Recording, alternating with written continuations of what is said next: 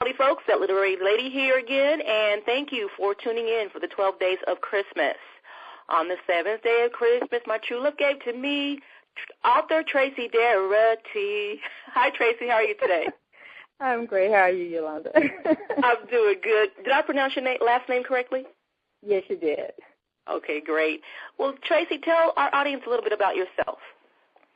Well, as you said, my name is Tracy Darity. I'm an author out of St. Petersburg, Florida, and I currently have 3 novels that are out there, contemporary fiction, although my last book is geared towards more of a young adult crowd. Okay. Okay, and the 3 books, are they He Loves Me Not, He Moves Me Out?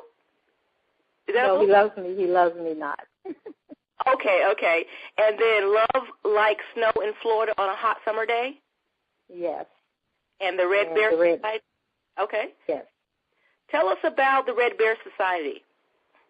The Red Bear Society is a book that it deals with a fictional high school located in Florida, and they have like a new principal comes in, and she has all these ideas about how she's going to educate the kids on the ills that will plague them and prevent them from having a successful future. And one of her hot spots was sex education. But she was met with a lot of resistance, so she was kind of laying back and trying to come up with another approach when there's a tragic accident and the kids decide to have a blood drive. And from that blood drive, they learn a lot of things about some of the kids, and it would just reveal a lot of issues that kids are dealing with at the high school level. And teens, I think it's 13 to 19. It's like one of the fastest growing populations for HIV infections. And so it deals with HIV and how the kids come together, and that's how the Red Bear Society is formed. Wow. Okay. Now, what about Love Like Snow in Florida on a Hot Summer Day? First, where'd you get that title from? You know, I have no idea where that title came from. I was just sitting here one day. I don't know if it was cold while I was writing, and I thought about it, but it just came to mind, and it was catchy, and I liked it, so I went with it. But it's sort of metaphoric about how we meet someone, and we love it. It's beautiful in the beginning, and then when the dirty little secrets get revealed, it's not as pretty, and that love fades away really quick like snow in Florida. Okay. And what about He Loves Me, He Loves Me Not? He Loves Me, He Loves Me Not is a coming-of-age story about a girl whose parents tell her when she's in high school, do good in school, get into a good college, don't get pregnant, and the world is yours. And like most of us, she goes out and does the opposite of everything her parents tell her, and it just shows how, as women, no matter what situation we come from, no matter how many positive influences we have in our life, it's the people we meet once we leave our family setting and start making our own decisions that ultimately shape who we become.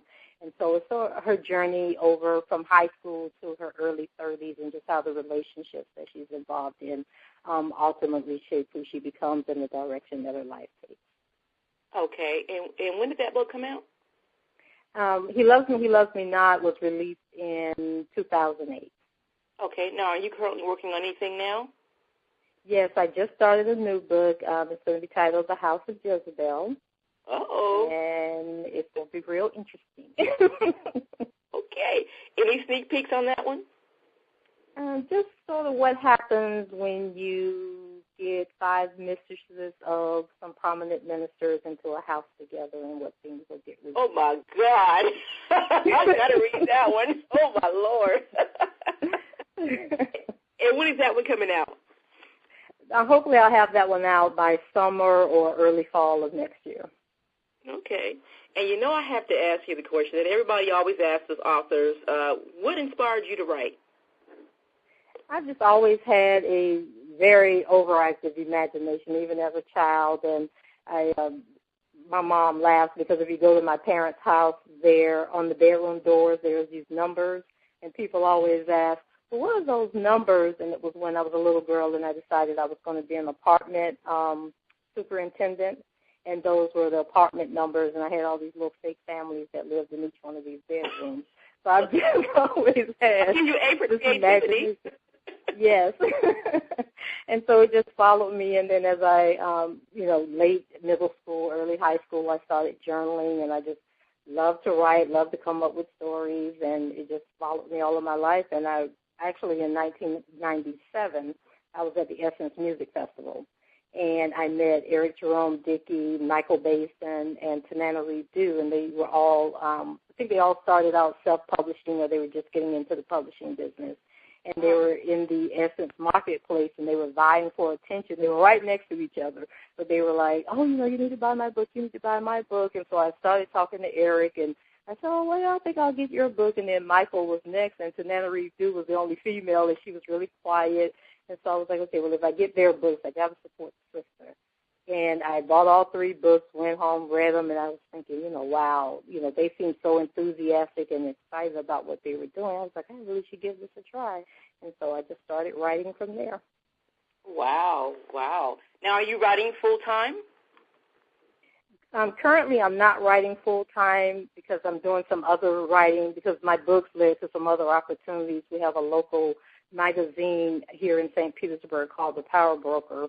So I recently started writing for them. So that requires going out, interviewing people, coming back, crafting the story, and, get them to fit into the edition that she's putting out.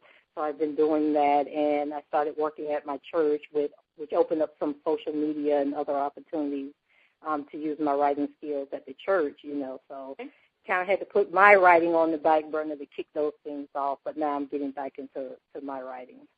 Okay. And you mentioned church. Do you consider going into Christian fiction or any other genre, actually? I haven't really. It's just whatever comes to mind, and I just start writing. But I haven't really sat down and said, oh, well, I want to write a Christian fiction book, or I wanted to write a thriller. I do have another book that I'll be starting probably in a few months. That's sort of a suspense novel, but it's just ideas that come to mind, and they just happen to fall into a certain genre. Okay. And we both know, because I came into the industry about 20 years ago, and you've been in the industry some time, we both know that self-publishing is not what it used to be. It's actually advanced a whole lot, and the stigmatism that was associated with it, although it's still there, it's not as prominent as before. What were some of the challenges that you found when you first got into the industry, and what is some advice you can give authors who are trying to break in now? Well, when I first tried to get into the industry, it was actually back in 98, 99, and just the rejection, right. And I would give up, and then, a year would pass, I would try again, and then I finally just gave up altogether, probably around 2002, 2003. So in 2008, I just started seeing all these self-published books coming out, and I decided to give it a try. So my advice would be, 1, don't give up on your dream. Never give up on your dream, but educate yourself, find out what other opportunities are out there, and just be prideful of what you're putting out, care about the product that you're releasing, educate yourself on the industry, because there are a lot of people out there that are taking advantage of the independent author and the self-published author, and just know the industry and don't fall for the okie doke. Right. That's the way to put it. But just know, determine who your audience is. I have a lot of people that will contact me asking for advice, and I'll say, well, have you started writing? And they say, well, no, I haven't started writing. So number 1 is don't go out contacting people if you haven't written the first sentence yet. Or that research. Would be advice number 1. Right. And I don't understand it, but it happens. And then what I've started doing actually is I ask them about 4 or 5 questions, and those questions are, why are you writing this book? Who are you writing the book for? What do you want the person to get out of the book after they've written the book? And what is special about you that they would want to support you? And I find that when I ask them those questions, 99% never respond back. But it's that 1% who does respond that lets me know they're serious about what they're doing. Right, and I'm glad you said that, because I say that all the time. And I had a meeting today with a mentee, and he said something very profound to me. You can tell people the same thing over and over again, but when someone else comes in and says it, they suddenly get a revelation. And I'm glad you said that, because I've been saying it, and people still are not getting it. But I'm glad that I'm not the only one that feels that way. Right. Now, Tracy, I have a question, and I know I could not answer this question if it was proposed to me. So if you can't answer it, that's fine. But I'm going to ask you, who's your favorite author, or if you had a chance to meet an author, either living or dead, who would it be? Oh, wow. Yeah. I can't really say I have a favorite author. I mean, I love Bernice McFadden. I love Terry McNeill. Those are people that, I started writing early. Octavia Butler was another favorite of mine. Right. I just like good books. Right. I could have never heard of you before, but if I picked that book up in the bookstore and started going through it, and I'm like, wow, this is a great story, at that moment, you're my favorite author. So right. I really love good. Somebody asked me that, and I'm like, I don't know. I read all kind of books, all kind of genres. I can't answer that question. Right. Now, do you have any book signings or any conferences or events coming up soon? I think I'm really thinking about doing the Orlando University of Central Florida Book Festival. I've done that a couple of years, and it takes place, I believe, at the end of March this year or the middle of March this year. But I was doing a lot of festivals and a lot of literary events, and I kept running into the same thing. It's like the formula doesn't really work. For me, it doesn't. And that's because I am an independent author. I'm not really getting, if you're not the featured author or you're not on the panel, right, then you're the vendor. And so when you pay to go to these events, a lot of times they're not structured where it's beneficial to the person who's there vending.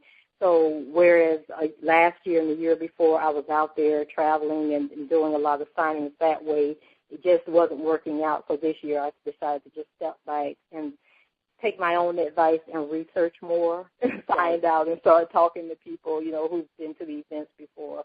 So I've just been taking it easy, and I did a local event about a month ago for University of South Florida Reading Festival with our local newspaper, and that was the last event I did. I've mainly just been doing book club meetings.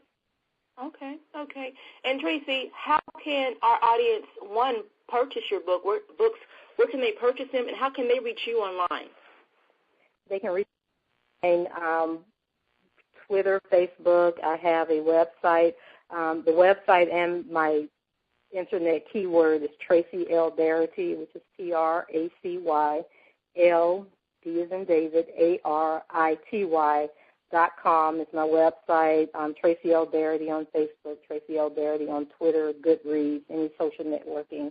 And the books are available on my website if they want autographed copies, or they can get them at Amazon.com, Barnes & Noble, and they can order them from any bookstore. Okay, awesome. Well, Tracy, thank you for being our 7th-day gift for our 12 Days of Christmas, and I wish you all the success in the world. All right, well, thank you for having me, and I wish you the best as well. Thank you. Merry Christmas. All right, thank you.